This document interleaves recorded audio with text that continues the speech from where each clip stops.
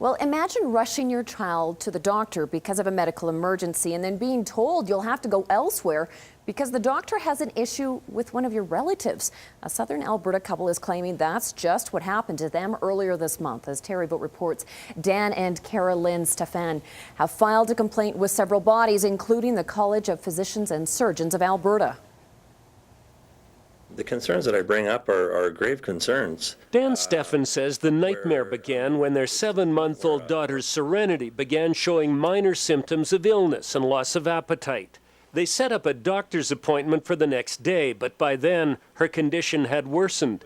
Stefan says she was lethargic, her eyes were rolling, and she wasn't making baby noises. But when they arrived at the Raymond clinic, Stefan says the doctor did only a quick check before explaining he was going to refer them to another doctor in Lethbridge. We have a doctor who indicated that he has a clear bias against me personally because I'm related to an individual who was criminally charged in the child's death, who had meningitis. That individual is Dan's brother Dave, who along with his wife Colette was charged with failing to provide the necessities of life in connection with the death of their son Zeke almost a year earlier. What they're going through has nothing to do with me and my family.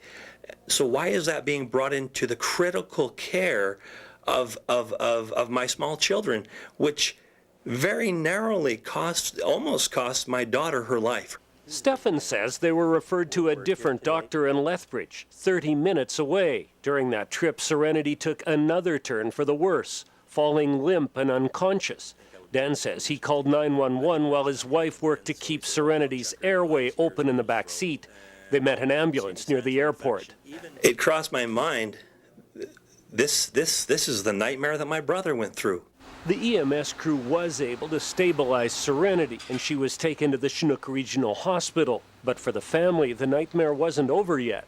In a formal complaint submitted to the College of Physicians and Surgeons and the Chinook Health Region, the Stefans alleged their daughter was subjected to an unnecessary blood transfusion and given excessive levels of intravenous liquids. And she's being pumped full of so much liquid that her skin is becoming literally tight. Basically, they're blowing her up like a water balloon.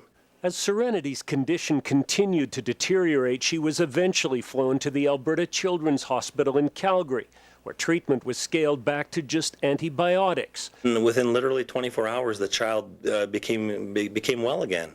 They couldn't believe it. She bounced right back. In their complaint, the Stefans allege their daughter's condition would have been easily detected with tests that could have been done in Raymond. Instead, they were turned away. And we all share the same concern. If this is going to happen to a baby when we bring her in for critical emergency type care, and he turns us away because he has a bias, that's a dangerous situation. Terry Vogt, CTV News, Lethbridge. Naturally, we contacted Alberta Health Services about the story, and we were told because the complaint is against a doctor that it's actually a matter for the College of Physicians and Surgeons. Now, a college spokesperson said they can't comment on individual cases or even confirm that a complaint has been filed. But we were told physicians are expected to follow a code of conduct. That code says doctors should avoid discrimination based on a number of conditions, including marital or family status. Number one for any physician is to consider first the well-being of the patient. In an emergency, we would expect that the physician would provide whatever care to the patient they can to the best of their ability.